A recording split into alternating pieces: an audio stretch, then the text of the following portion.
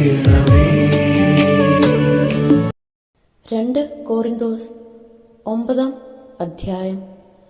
വിശുദ്ധർക്കുള്ള ധനശേഖരണം. വിശുദ്ധർക്ക് വേണ്ടിയുള്ള ശുശ്രൂഷയെപ്പറ്റി ഞാൻ നിങ്ങൾക്ക് എഴുതേണ്ടതില്ല. നിങ്ങളുടെ സന്നദ്ധത എനിക്ക് ബോധ്യമുള്ളതാണ്. കഴിഞ്ഞ വർഷം മുതൽ അക്കായിയായിലുള്ളവർ തയ്യാറായിരിക്കുകയാണെന്ന് മക്കതോനിയക്കാരോട് ഞാൻ പ്രശംസിച്ച് പറയുകയുണ്ടായി. നിങ്ങളുടെ തീഷ്ണത നിരവധി ആളുകൾക്ക് ഉത്തേജനം നൽകിയിട്ടുണ്ട്.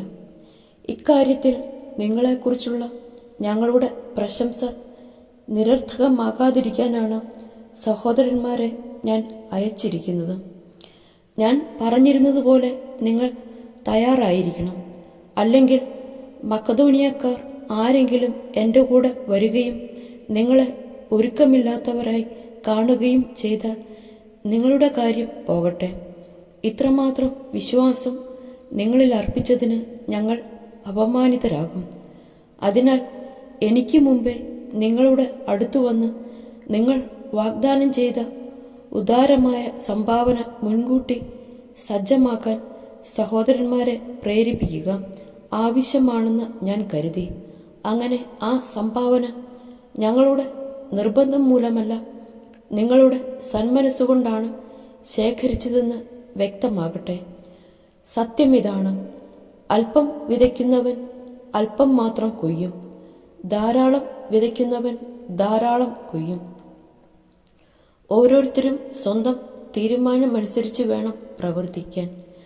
വൈമനസ്സ് നിർബന്ധത്തിനു കീഴ്വഴങ്ങിയോ ആകരുത്. സന്തോഷപൂർവം നൽകുന്നവനെയാണ് ദൈവം സ്നേഹിക്കുന്നത്.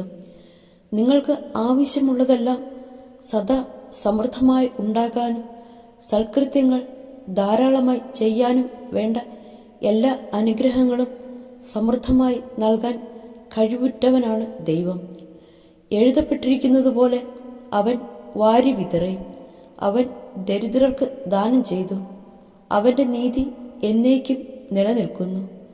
വിതക്കാരന് വിത്തും ഭക്ഷിക്കാൻ അപ്പവും കൊടുക്കുന്നവൻ നിങ്ങൾക്ക് വിതയ്ക്കാനുള്ള വിത്ത് തരുകയും അതിനെ വർദ്ധിപ്പിക്കുകയും നിങ്ങളുടെ നീതിയുടെ വിളവ് സമൃദ്ധമാക്കുകയും ചെയ്യും.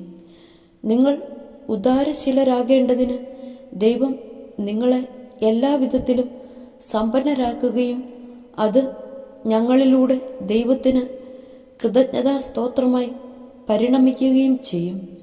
എന്തെന്നാൽ സേവനത്തിൻ്റെ ഈ ശുശ്രൂഷ വിശുദ്ധരുടെ ആവശ്യങ്ങൾ നിറവേറ്റുക മാത്രമല്ല, ദൈവത്തിനർപ്പിക്കുന്ന നിരവധി കൃതജ്ഞതാ സ്തോത്രങ്ങളിലൂടെ കരകവിഞ്ഞൊഴുകുക കൂടി ചെയ്യുന്നു.